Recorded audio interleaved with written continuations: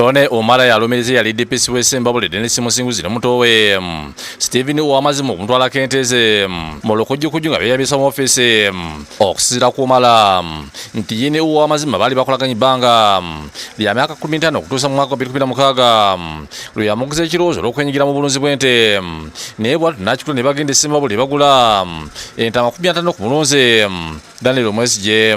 So indeed I got interested in the project.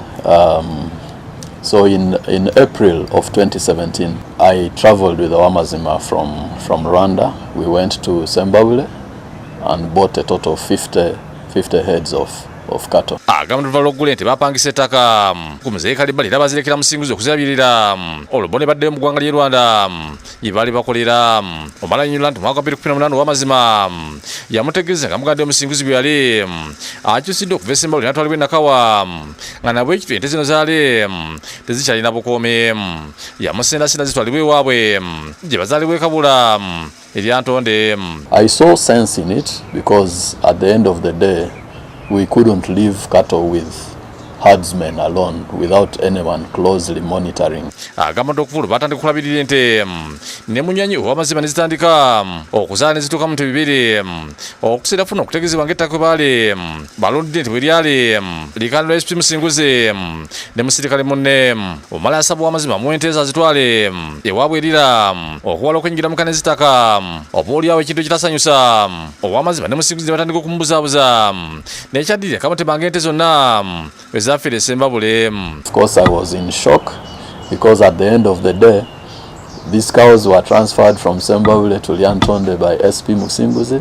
I've been visiting these cows at ranch number 5. I have been contributing to expenses at the farm. Awamazima told me he wouldn't give me any animals if I don't give him part of the land that I bought in Waya.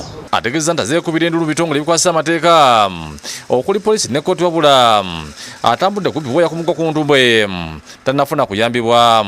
The demand note unfortunately was ignored with a lot of contempt. I know civil suits take maybe 3, 4, even 5 years to get settled, but this is movable property. Today the cows are there, tomorrow they may not be there. Tutuze ku ttaka Lyantonde okulundibwa ente zino abatuuze ne batuwulira n'ekituufu waliwo okusika omugwa ku ttaka lino ne bakinoganya nga waliwo ente zaaleetebwa ku ttaka oba tebamanyi zaggibwa. Waliwo ze baaleetamu kuba nali wano olunaku lumu loole ne zinsanga awo zaali loole 7 loole nga zize kutikka nte zaabwe. Ffe obwerufu we buli ente zaaleetebwa mu buleesi ente mpulira ow'amazima ne munne omaratone.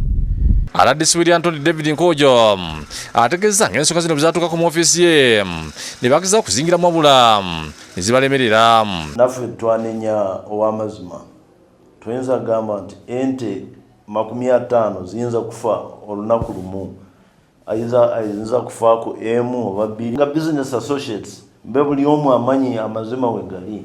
Abantu tutera nnyo okubakubiriza nti bw'oba ogenda okugula ekintu kyonna oba okusasula nte oba sente, faayo nnyo okulaba nti ssentebe w'ekyalo akimanyiiko.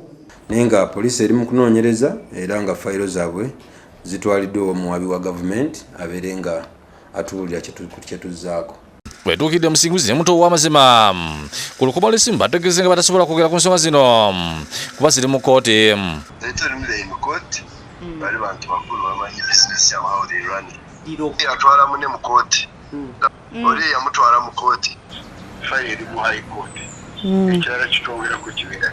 Fiona Nanyemo yakusakidde gulino ku Bukedde TV.